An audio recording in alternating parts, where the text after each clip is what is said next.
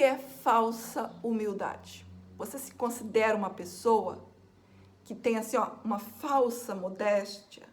Que você passa uma imagem, mas você bem sabe quais são as suas intenções?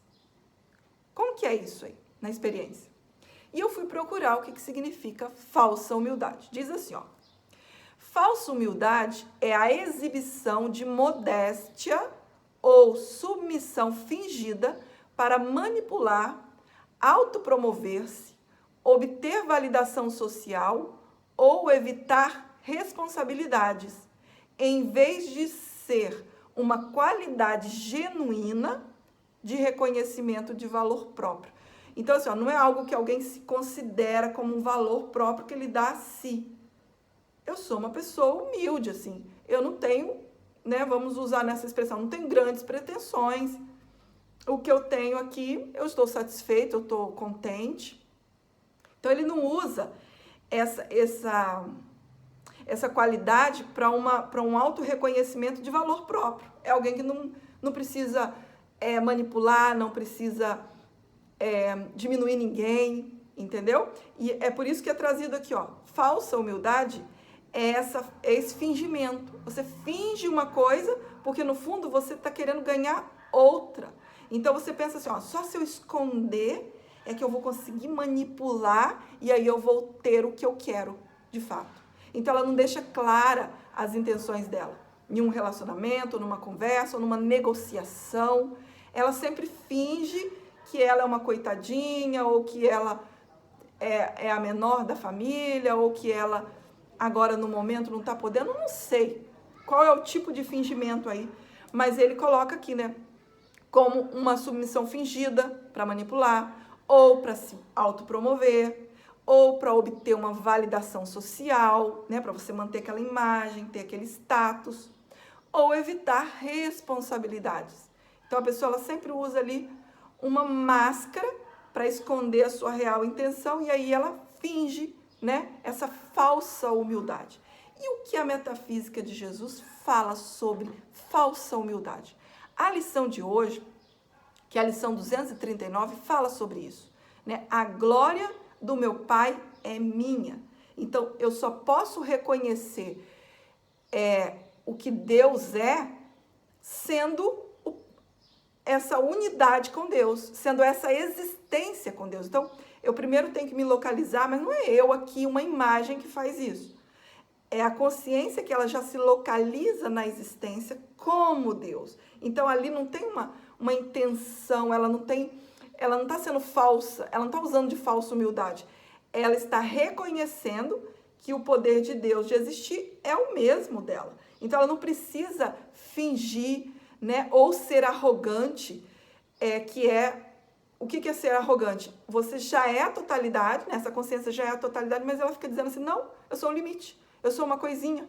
Isso é ser arrogante. Então, quando Jesus ele traz aqui, ó, não deixemos que a verdade sobre nós mesmos seja ocultada hoje por uma falsa humildade. Então, que a gente não use nenhum tipo de máscara ou de nenhuma invenção ou identificação para dizer que nós somos algo que Deus não criou.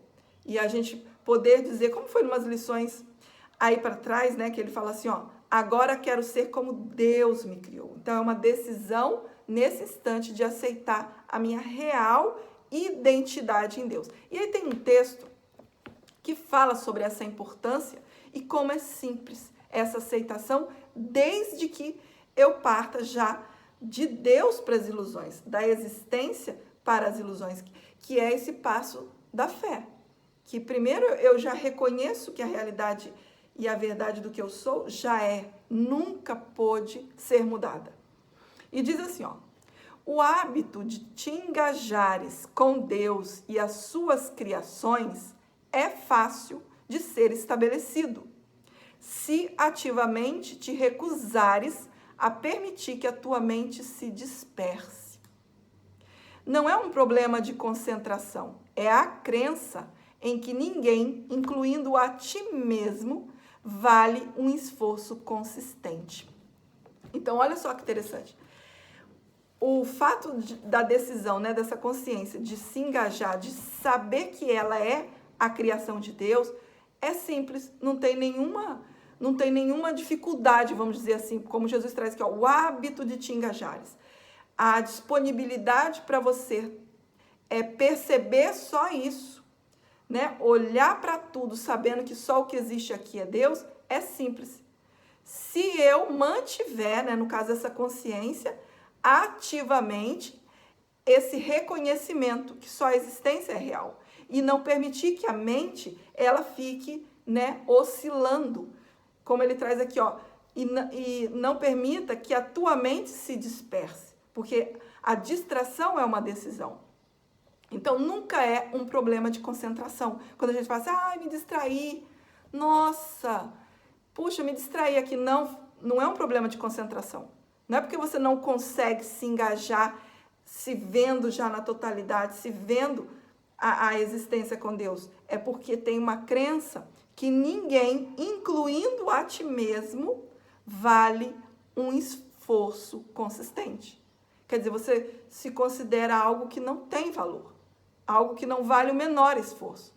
Fica do meu lado de forma consistente contra esse engano e não permitas que essa crença desgastada te faça regredir. Então, Jesus está falando assim, ó, permaneça ativamente usando só a percepção corrigida. E aí você vai ver que é assim.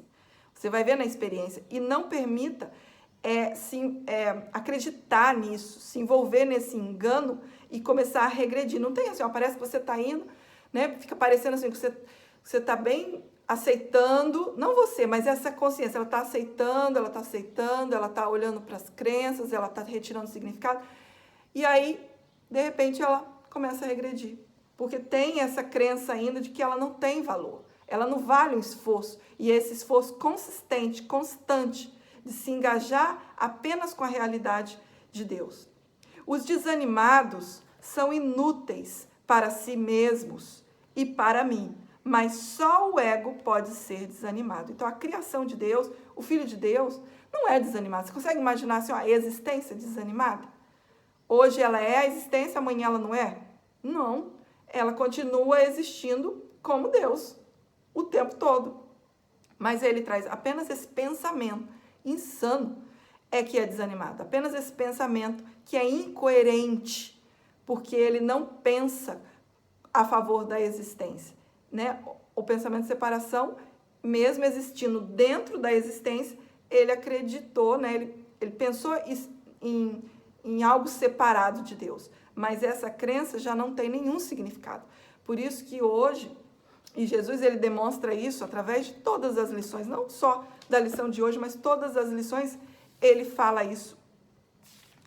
Que a glória, né? A glória, a certeza de ser como Deus é minha também. Então, existir como Deus é sua dádiva, desde que eu reconheça isso, desde que eu reconheça a minha fonte, a minha verdadeira fonte e parta dessa verdade e descansa apenas nessa verdade.